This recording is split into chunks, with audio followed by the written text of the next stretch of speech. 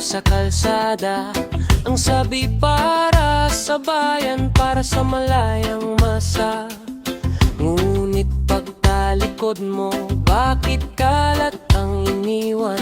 Ang disiplinang hiling, ikaw ang unang lumisan.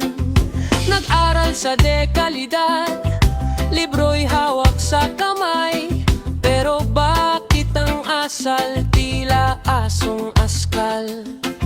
Sa bawat mura at light na iyong binibitawan, sarili mong dangal lang iyong nadudungi sa toro.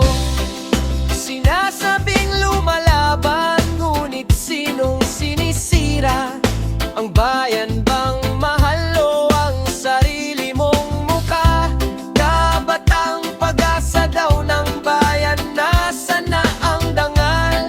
Kung ang tanging alam ay maghasik ng ligalig at gulo, gising na sa katotohanan.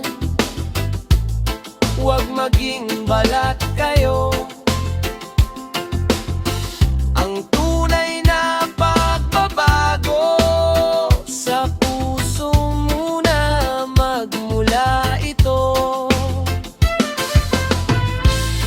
Ang talino ay sandata, hindi dapat panggulo. Hindi sapat ang diploma kung ang ugali ay liko. Ang tunay na pag-ibig sa lupang sinilangan ay hindi nakukuha sa pakikipag-away sa lansangan. Igalang ang nakatatanda, ayusin ang bawat galaw. Huwag hayaang ang galitang sa puso mo ay umibabaw. Ang tunay na revolusyon ay ang pagtatama ng mali. Simulan sa sarili, huwag maging sunod-sunuran lang palagi. Huwag maging salot, maging gamot sa sugat ng bansa.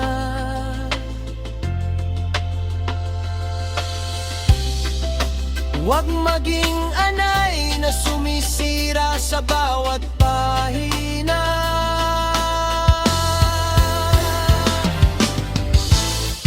Ang bukas ay sa inyo, huwag itong sayangin.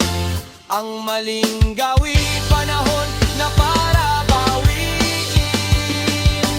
Bayan muna, bago ang sariling yabang. Ipakita ang tunay na asal tao, hindi asal askal.